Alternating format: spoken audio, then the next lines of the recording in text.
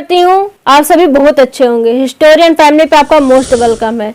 देखिए अलेक्जेंडर यानी कि सिकंदर की लाइफ का रिव्यू कर रहे हैं। बहुत पावरफुल रूलर थे ये। अपने मकदूनिया एम्पायर को इन्होंने पूरी दुनिया में फैलाया था। अपने लाइफ में कभी हारे तक नहीं थे। पार्ट फर्स्ट ऑलरेडी अपलोड हो चुका है और इसका सेकंड पार्ट है। ये सबसे पहले राजा थे जिन्होंने इतनी छोटी सी एज में सफलता प्राप्त कर अपने आने वाली पीढ़ियों के लिए इंस्पायरेशन बन गए। यदि आपको कोई भी क्वेरी तो प्लीज कमेंट सेक्शन में कमेंट कीजिएगा।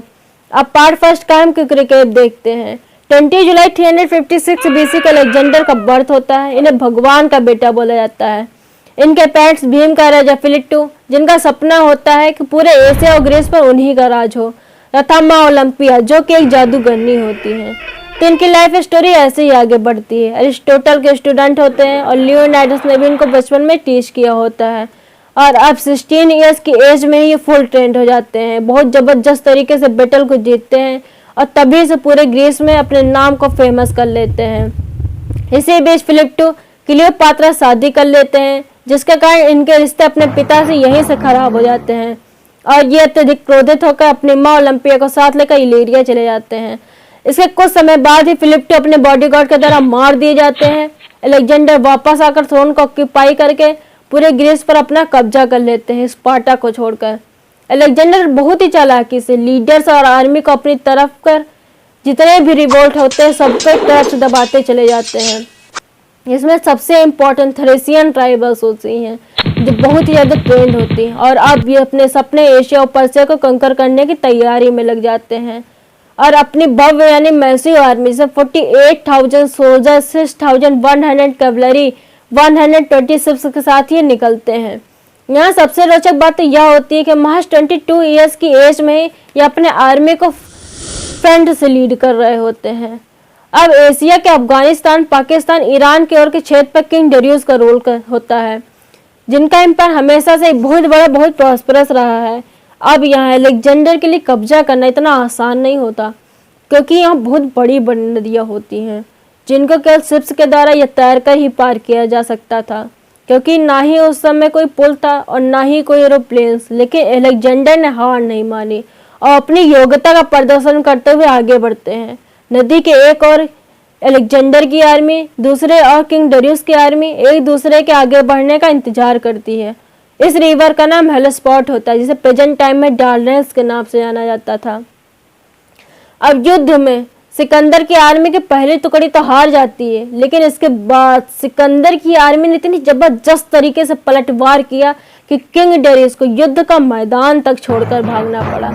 हालांकि सिकंदर चाहते थे कि डेरियस मेरी अधीनता स्वीकार करके जैसे पहले राज करते थे वैसे ही करें, लेकिन किंग डेरियस युद्ध मार डालने के डर से इधर उधर ही भटकते रहे और जब मिले तो अत्यधिक तबीयत खराब हो जाने के कारण इनकी मृत्यु भी हो जाती है, जिसे बैटल ऑफ विसेस के नाम से जाना जाता है।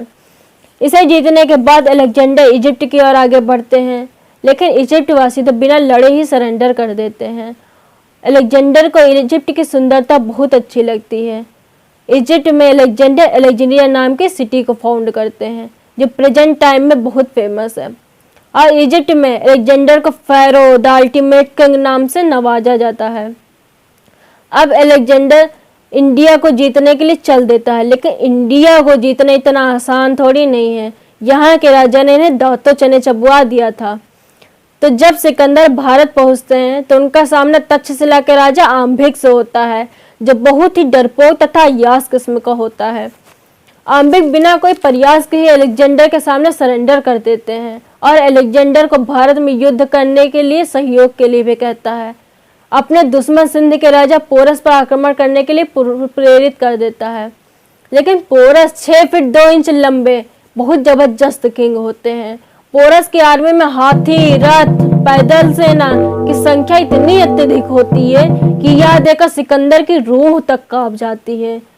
और हाथियों को तो सिकंदर और उसकी सेना ने अपने जीवन में पहली बार देखा होता है।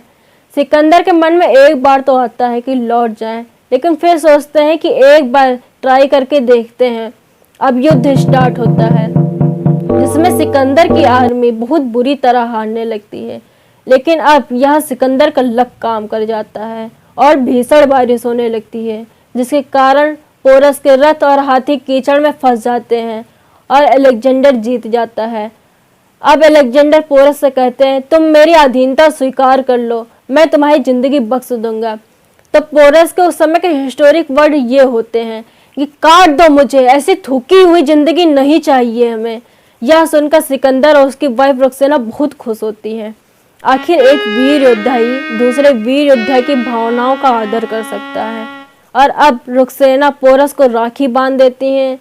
सिकंदर पोरस को राजा की उपाधि देकर उनका सब कुछ उन्हें उनकी बहादुरी को देखकर वापस लौटा देते हैं। यह युद्ध बैटल ऑफ हाइडस पार्क के नाम से फेमस हो जाता है। अब अलेक्जेंडर मगध को एनेक्स करने के लिए सोचते हैं, लेकिन उनकी आर्मी की पोरस से युद्ध करके हालत खराब हो चुकी हुई होती है, जिसे सिकंदर को वापस ग्रीस लौटने की सलाह देती हैं, जिसे अलेक्जेंडर मानकर वापस चल देते हैं। लेकिन यही रास्ते में मल्ली ट्राइब अलेक्जेंडर पर आक्रमण कर देती है और एक तीर सीधा अलेक्जेंडर के सीने पर लग जाता है, जिससे अलेक्जेंडर अपने घोड़े से नीचे गिर जाते हैं। और कुछ समय बाद ही 10 या 11 जून 323 BC को इराक के बेबीलोन में मात्र 32 ईयर्स की एज में ही इनकी डेथ हो जाती है। यदि आपको वीडियो पसंद आया तो प्लीज़ चैनल को सब्सक्राइब एवं शेयर करें। Thank you.